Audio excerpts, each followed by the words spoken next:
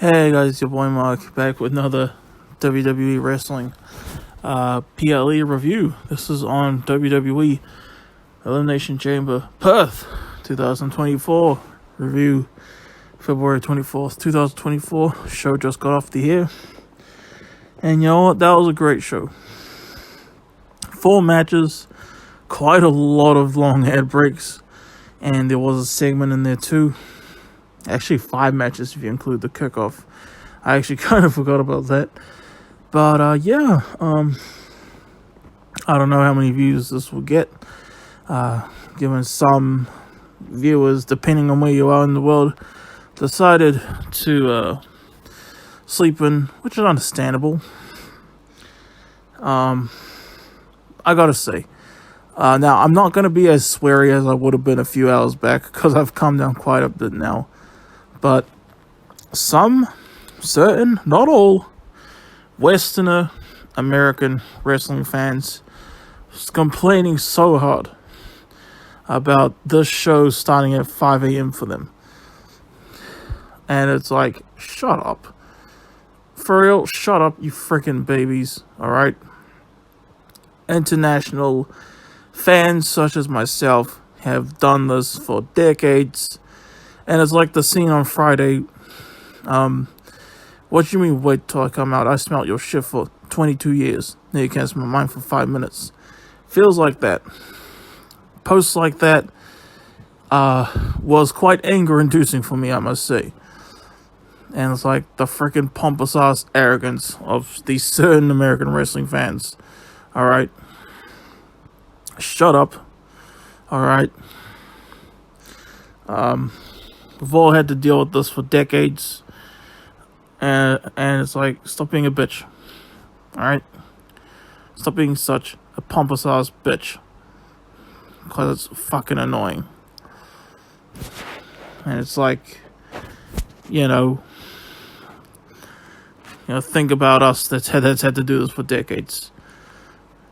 You assholes. But anyways. We're going to start off with the kickoff match. This is going to be my last review until I might review AEW Revolution. If I can find a stream for it, that is.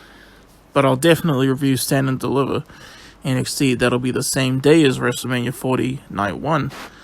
So a kickoff show match. It was beautiful to see, this outdoor stadium in Australia, my neighbor country. You had the Women's Tag Team Championship match, consisting of the Kabuki Warriors, consisting of the champions, of course, Asuka and Kairi Sane, versus Indy Hartwell and, what's her name again? Candice LeRae. I almost said Candice Michelle. Completely different Candice, although they're both Libras. But, crowd was rooting hard for their hometown girl, Indy Hartwell. But this was a solid enough match. I enjoyed it for what it was. It was quick, it was fun. Whenever Indy got tagged, the crowd went nuts. And the match ended with The match ended with the Kabuki Warriors retaining, although they pinned Candice. Standing ovation from the crowd for their homegirl, though. I understand. And now the show officially begins, and we kick off the show with the Women's Elimination Chamber match. The winner of this match will go on to challenge for the Women's World Championship at WrestleMania 40. And this match started off with Becky Lynch and Naomi. Tiffany Stratton got in there at some point. And great performance by Tiffany Stratton, by the way. The crowd really dug Tiffany Stratton. It was pretty cool when she actually rolled up Naomi. Naomi was the first to be eliminated, actually. And I just realized something about the men's chamber. With Naomi being eliminated first and something else. I bet you people are going to make stuff about it. But never mind. I don't know if I'll even remember to bring it up later in this review. When I get to the men's chamber, obviously. But that was cool. Who else was in the match? Liv was in there. Bianca. It was Naomi, Becky, Liv, Bianca, Raquel. Well, what's wrong with Raquel Rodriguez's face, by the way? It looked like she had, like, no makeup on at all. Yeah, like, was something up with her face? I don't know, alright? Raquel, there's someone I'm forgetting. I can't remember, okay? But, yeah. Really good chamber match. Raquel looked strong in this match. She took a very badass looking KOD from Bianca Belair to get eliminated. And it was down to the final three, which were Becky Lynch, Liv Morgan, and Bianca Belair. I was hoping either Bianca or Liv would win, and the predictable choice was Becky to win. I never really understood the hype between Becky Lynch, honestly. I mean, she is beautiful, but that's really the most I like about her, to be honest. I just don't think she's that enjoyable to watch in the ring. She's alright, I mean, had some great matches and all that, but still, you know. But it was down to Liv, Becky, and I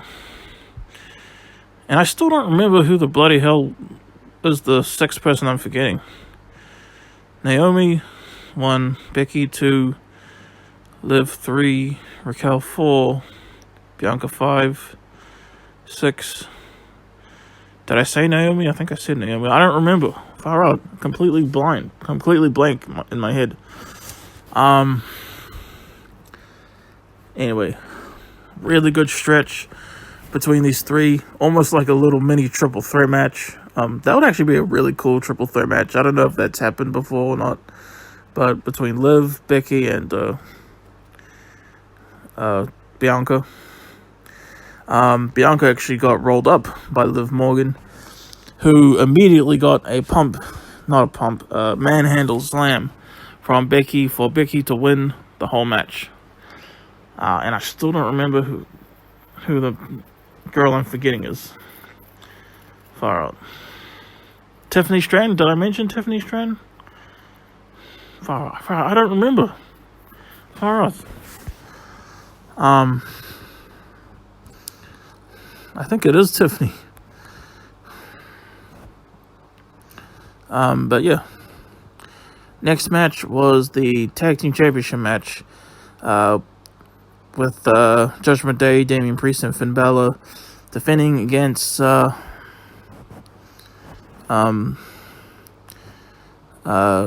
forgot what their team name was called, but Pete Dunne and Tyler Bate.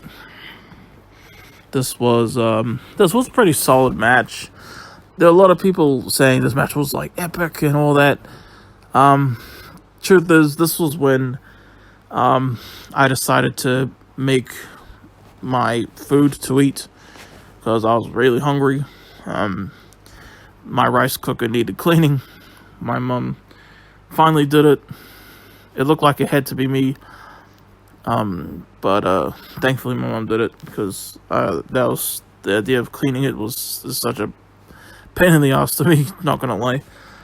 But yeah, my mother did that, and I cooked the rice and I ate during this match.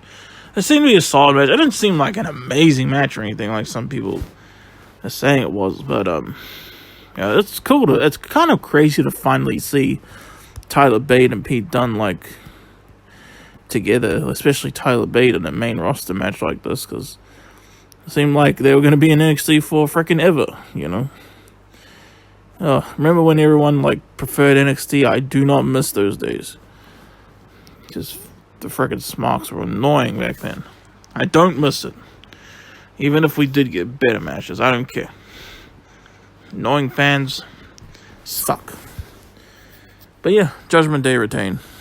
Coup de grace to Pete Dunne from Finn Balor, obviously, for the 1, 2, 3. I like Damian's taunting throughout this match too. Yeah. But yeah. Then we get the Grayson Waller effect. Austin Theory was there. Seth Rollins and Cody Rhodes.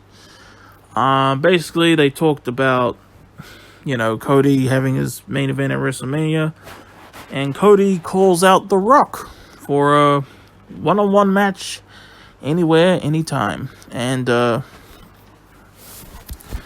was cool.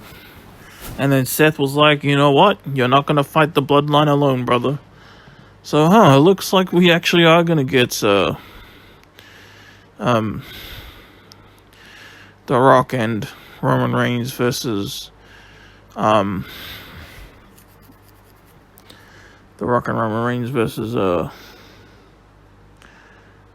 Cody Rhodes and Seth Rollins at WrestleMania 40 Night 1.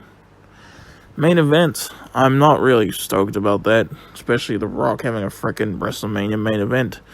His first match in general in more than a decade, really, if we discount that Eric Rowan thing at WrestleMania 32. Yeah.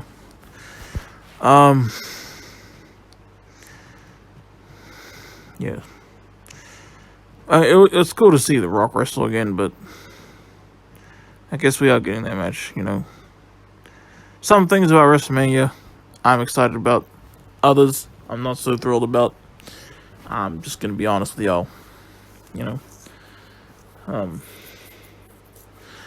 Anyway, next up we have the men's Elimination Chamber match. Bobby Lashley versus United States Champion Logan Paul versus Kevin Owens versus Randy Orton versus Drew McIntyre versus LA Knight. I think I got them all. This match was awesome. I love that this match was a slow burn. It was quite long. And, you know what? It was actually, no one was eliminated when every single participant was entered in the match. No one was eliminated. I love it when that happens, As soon as Logan Paul got out of his pod, he just got annihilated. And he was actually the last to come out of his pod, by the way. Logan got annihilated by Kevin. Then he got annihilated by Bobby Lashley. And at the start of the match, it was funny because LA Knight was banging Drew McIntyre's head against Logan Paul's pod. Logan Paul was like smiling at it. And then he dragged it over to Kevin Owens' pod, and Kevin was like punching like Drew's face at the same time. If you've watched the show, you know what I'm talking about. That was funny. Yeah, and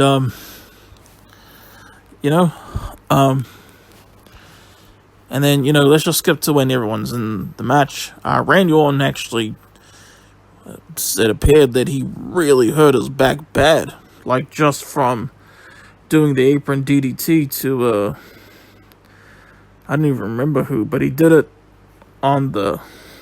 even on the soft padding. He did it on that, where his back landed, and it was like, even that was, like, too much, But he's still, like, he rested for a majority of the rest of the match, yes, but it was like, he still did what he could, I felt sorry for the guy,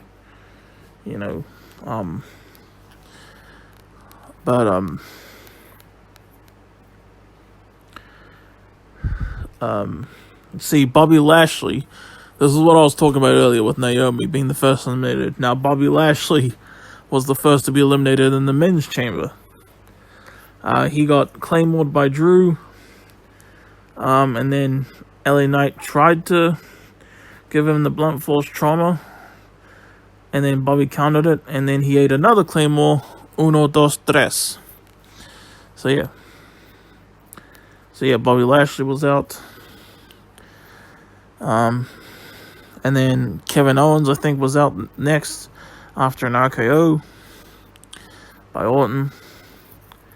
AJ Styles actually came in and cost LA Knight his match.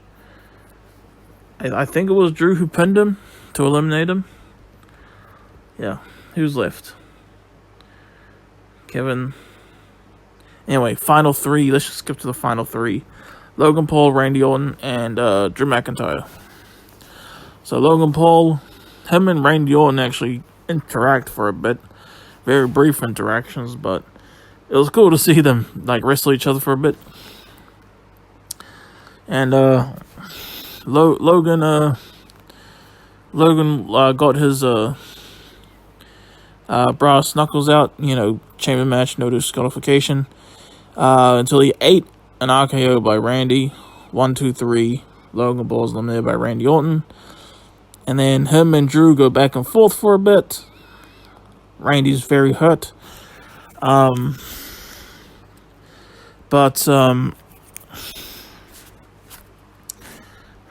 him and Drew have like a stare down.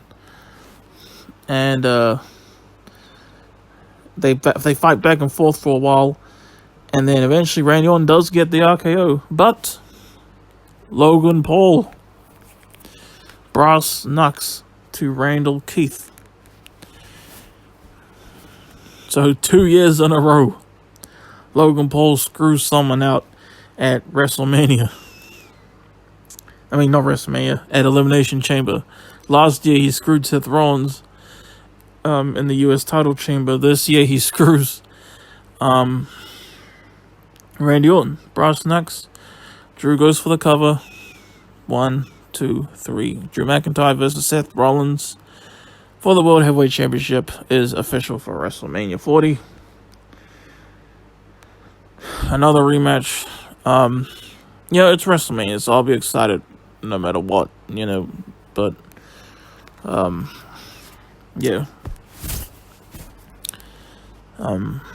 not gonna lie, it was so cozy and nice to be able to actually like watch a premium live event at nighttime. Is it always this cozy and nice?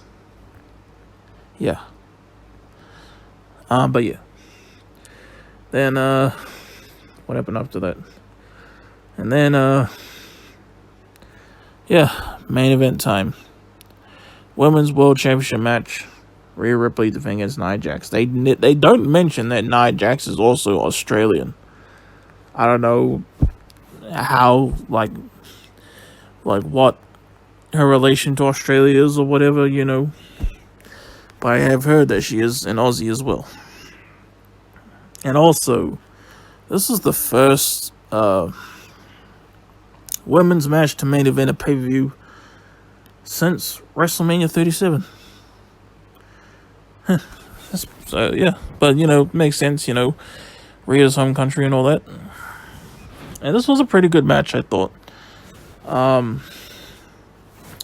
Rhea actually getting quite dominated by Nia Jax. Nia actually did a stink face to her at one point in front of her family. That's embarrassing.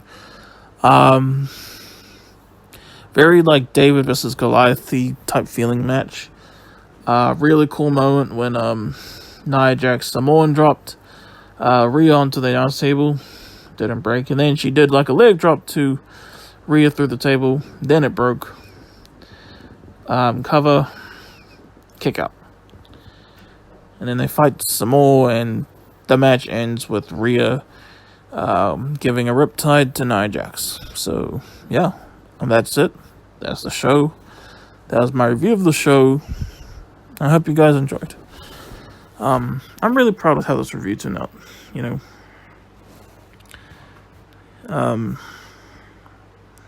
I'm a bit tired. A little bit tired. But I don't want to go to sleep. But that was my review, y'all. And, yeah.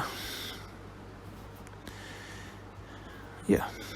That was a great show. I don't know what to say. I always drag this out for, no reason. Anyway. See you guys later. Peace out. Have a good one. And I'll see you later. Peace out.